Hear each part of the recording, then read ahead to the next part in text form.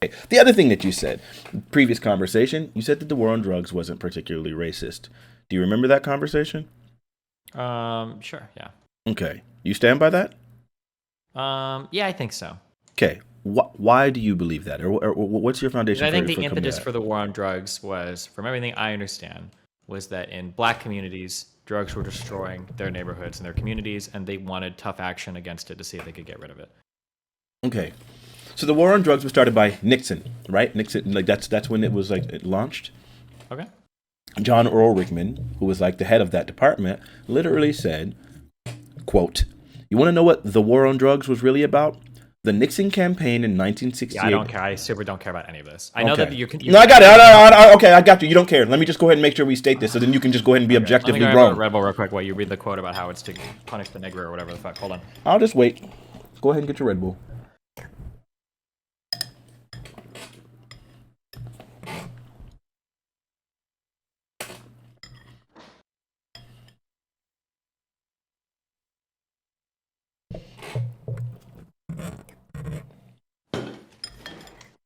Okay, you know that abortion, doesn't Margaret Thatcher say like abortion is to get rid of black babies or whatever? Does that mean we should get rid of abortion in black communities?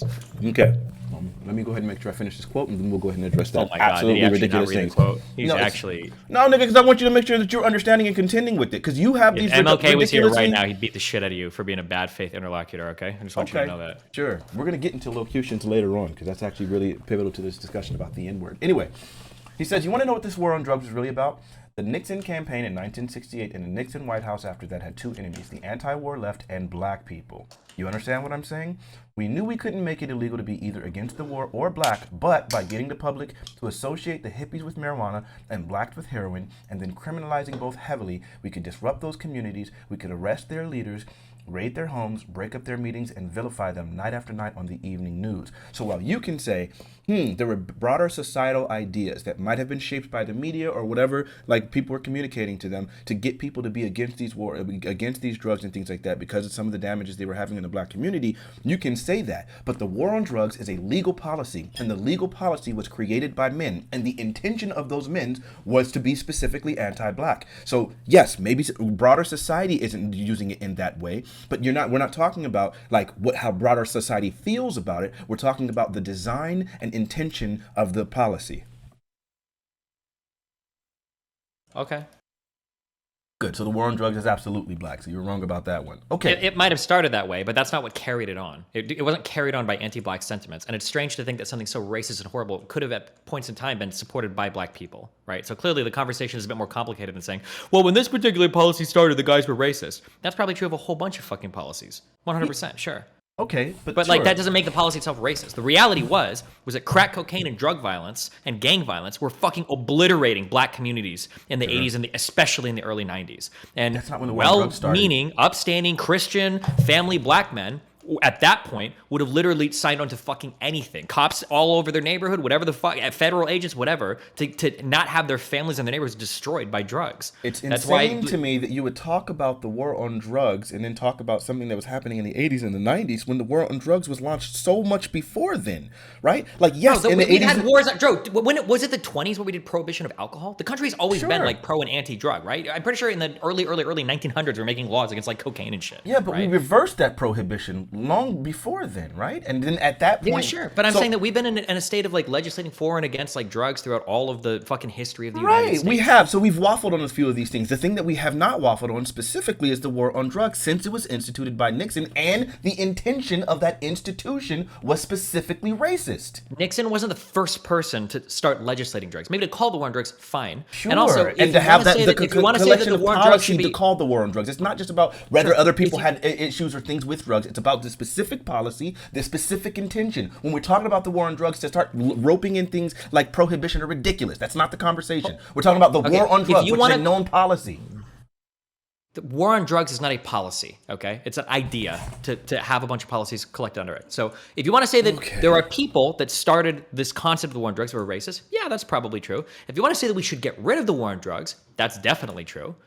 But if you want to say that all of our drug policies today, because they stem from that thing that somebody in Nixon's administration said, are all racist, that's just is simplistic. But I haven't said that. What I'm saying and what I stand by. Okay, so you're saying that when the war on drugs was started, there were people in Nixon's campaign that had like racial overtures or undertures. Like I'm saying no. I'm just making sure it's crystal clear. The war on drugs, the intention of that entire collective of policies was specifically racist, intended by the administration that instituted it. That's what I'm saying. And it seemed like earlier in conversation when we asked you that, you were like, no, it doesn't seem like. It just seemed like people are really just more so anti-drug. Honestly, this conversation is so unimaginably inconsequential. Whatever will give you the biggest dopamine hit, you can say it is the case. But the answer to this conversation has no bearing on any part of any policy for anything in the entire United States. And if you consider it, you are damaging your ability to understand any part of the conversation. Oh, okay, and that's so if it makes you feel better, if it makes you feel better to say like it was racist, that's fine. It's not racist today. That's not the main reason why people are anti-drug today. But if it makes you feel really good to know that there were bad, evil men in Nixon's campaign that really didn't like black people, then you know what, my dude? Then you carry that forward. Okay. There goes that white liberal racism proudly, again. Okay? So it's that thing. Sure, okay, you're right. Like, okay, so here's that thing that you're doing where once again you're dismissing. I got you. Racist. Here's that thing that you're doing once again where you dismiss the actual racial undertones of I'm these not things. Dismissing Yes, you are. Yes, you are. You're literally saying to me right now that no, people that has nothing to do with the policy today. Yes, there was racism that was behind some of the policies back then, and yes, there's some of those same racist attitudes are what are continuing to support the war on drugs as it is disproportionately used against black people. So you're not going to sit here and convince me. I got you. Yeah, you went longer than I did. You're not going to sit here and convince me that there are no people within our Congress and within our positions of power that still hold these racial sentiments that are okay with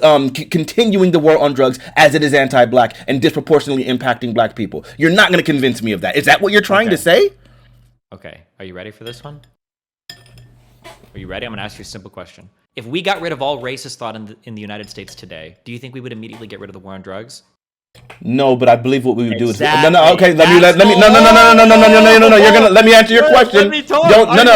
Don't ask me a question and then hold me down to a thing. See, I'm doing the good faith thing of actually responding to your question, and now you want to talk over me because you wanted to get the quick gotcha. No, I don't think that would happen. But what I do think would happen is that the disproportionate effect of it being targeted and aimed specifically at black people would disappear. Then we would start seeing, considering the fact that whites and Hispanics use crack cocaine as often as black people, that black people would stop making up 70% of all convictions. When we look at the marijuana, conviction and sentencing and all those things, we would rattle off stats. It's not better. It does. It does. It actually substantiates the argument that clearly. Hold on, let me finish, and then you'll. It wasn't even that long. We would actually discover that all of these policies, where we see disproportionate sentencing, arrests, and charges for black men, would start diminishing, considering that blacks and whites use these drugs at the same rate.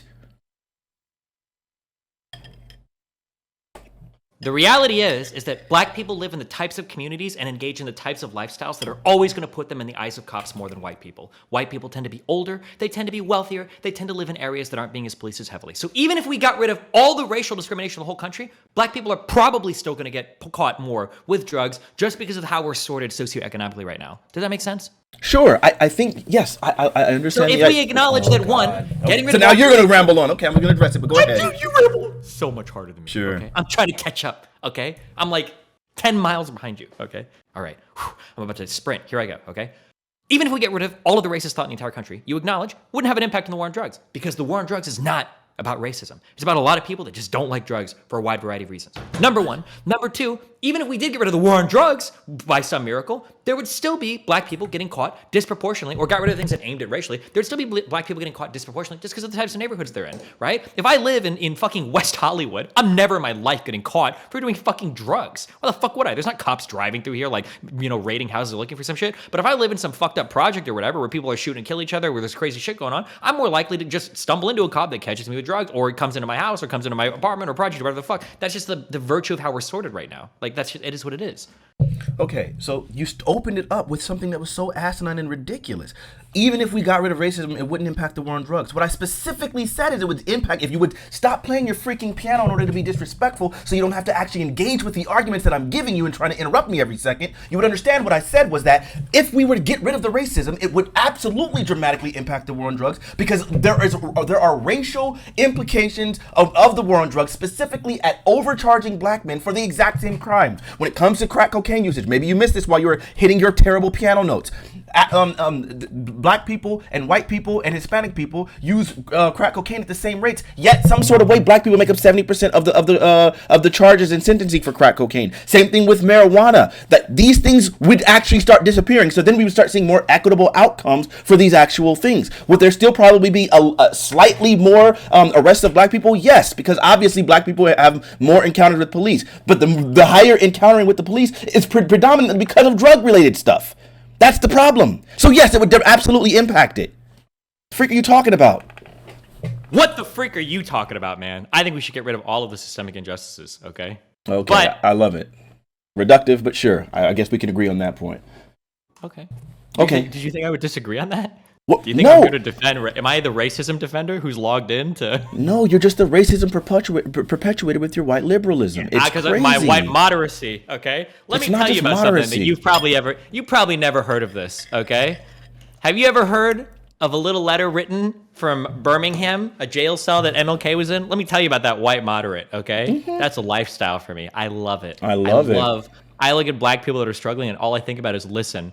All I can imagine doing, I jerk off to putting a timetable on your freedom. That's what I think about. Like, you want to be happy now, but I want to wait 10 days because as a white moderate, that's just what makes me happy. Okay, we need a Destiny, you can do the silly memes all day, but it's like, here's the deal: you do have a particularly large platform, and the thing is, most people, myself used to be one of them, really look up to you as one of the people who can actually express these ideas in succinct ways and actually combat like some of the racist ideas. But when you start perpetuating them yourself, right? Like when you start, go ahead. Sorry, go ahead. Finish. No, go ahead. Finish. No, it's fine. Go ahead.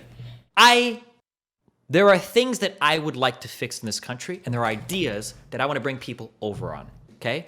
I can talk about getting rid of the war on drugs through a lens that everybody can agree with. I can talk about getting rid of things related to sentencing in prisons that I can get everybody on board with, right? If you're a conservative and you think that black people's culture is fucked up, well, wouldn't the best way to fix that be to get more fathers in the household? And wouldn't the best way to do that be to get rid of every motherfucker in jail who's there on a fucking weed charge? Do you think it's more important to have a black father in jail serving some 1 or 2 or 3 year sentence for a third strike on weed? Or do you think it's better to have them in the household working each other, right? These are arguments that I can have with any person, okay?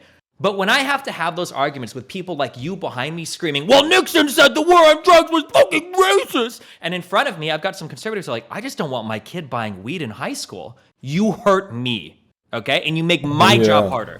I don't need you to come and tell me or lecture me on what some State Department representative or some cabinet member of fucking Nixon's campaign said about drugs when that's not the reason why today people don't like drugs. It's not about racism. Maybe a little bit. Maybe people have some associations with it. But the reason why people don't like drugs today is because a lot of old people just don't like drugs. They're scary. They think that when you smoke weed, it's like PCP or bath salts, and they don't want their kids doing drugs. So those are the issues that I'll speak to. I try to do what I can to get these things gone or to get people to agree that these things should be gone, but I do it in my way. If you want to lecture people about racism and how everything is racism and how everything is racist and white supremacist, then you can do that. And if that's your goal and if that's the way that you talk to people, that's great. Do it. Do it and you do your thing. But that doesn't work when I talk to people that are already fully bought into my ideology. Sure, and the thing is, okay. First off, you're saying that you want to talk about ways in a way to talk about things in a way that gets everyone on board with it. But the problem is, if your method of doing that is to dismiss all of the racial overtones and undertones and the racial reasonings for these things happening in the first place, then you're furthering the harm. The first step to actually fixing and redressing some of the issues that the government has done is to actually identify what the actual problem is. And when we try to dismiss these things and start saying things like, well, yeah, no, it's really not that. It's more of a class issue. There's a class, and we're ignoring all of the racial reasons why these things exist, then we're not actually fixing the problem. Sure, you might want to get people on board, but if you only get people on board as much as it applies to them, then they're not ever going to do the things that would absolutely directly address the impacts, right? Reparations needs to be targeted. The whole concept of a rising tide raising all ships, it hasn't worked in this country ever. That's why the black-white wealth gap is increasing dramatically. They're saying black wealth should be decreased to zero within like 30 years or something stupid like that. So yeah, you can keep saying I'm trying to make sure that things are appealing, but if you're doing so by literally denying the actual racism, then you're part of the problem. That's exactly what's happening here.